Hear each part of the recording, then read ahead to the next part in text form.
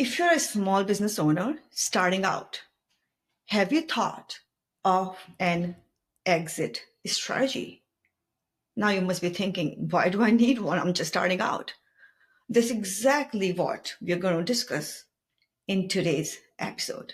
Hi, I'm Prati Kaufman, host of Small Business Marketing.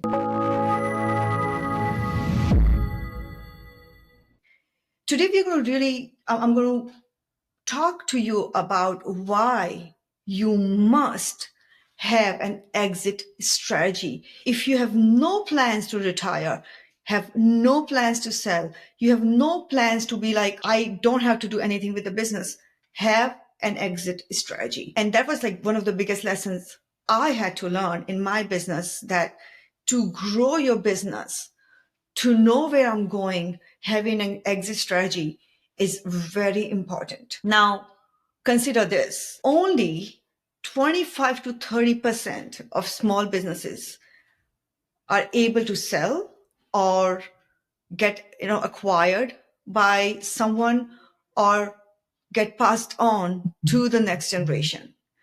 And rest of the business is just closed down completely with the business owner once they retire. So what is an exit strategy? The types of successful exits. Number one, sell your business. It gets acquired by a different company. Maybe they're looking for a smaller business, or maybe there's a person who's ready to buy a business and they don't want to build it from scratch. We did that.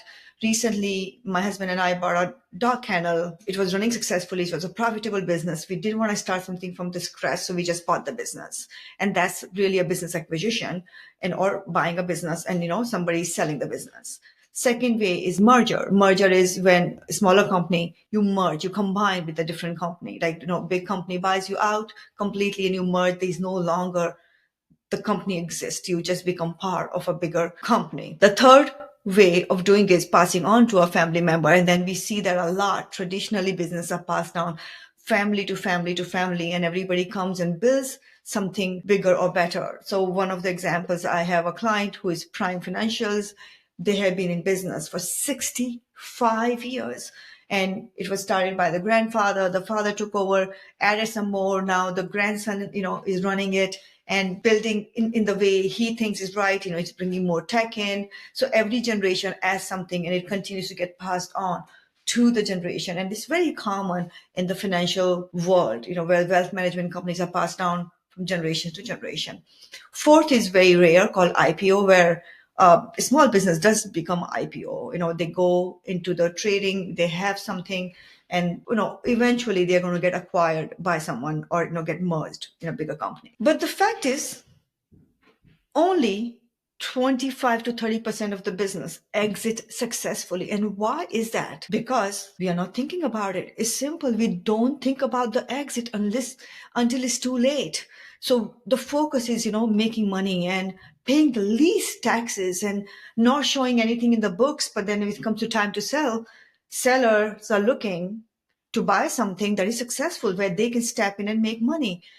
Bank won't give a loan unless your business is successful. So most businesses are not thinking, oh, what will happen when I'm ready to sell? Because they're just so into just daily survival. Second most common reason is the business is dependent on the owner. Let's say you're a sound healer, you're a really good business, but now it's totally dependent on you because you are the person people are buying from. So you don't have a staff, you don't have people, you don't have somebody trained under you which can take over and run it. Now that is going to be very hard to sell unless somebody is in the same field or somebody is able to do what you do. Okay. And that's typically our, even doctors' practices, right? If dentist is selling, it would probably be wise for somebody, another dental practice to buy that, or another medical practice to buy that.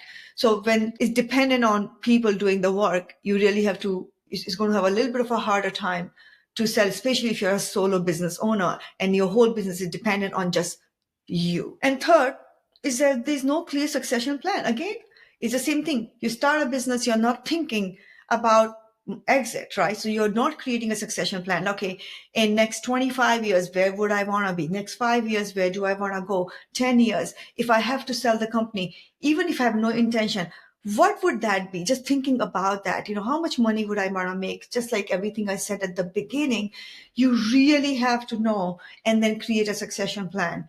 So when you are running your business, there are few best practices to create an exit strategy.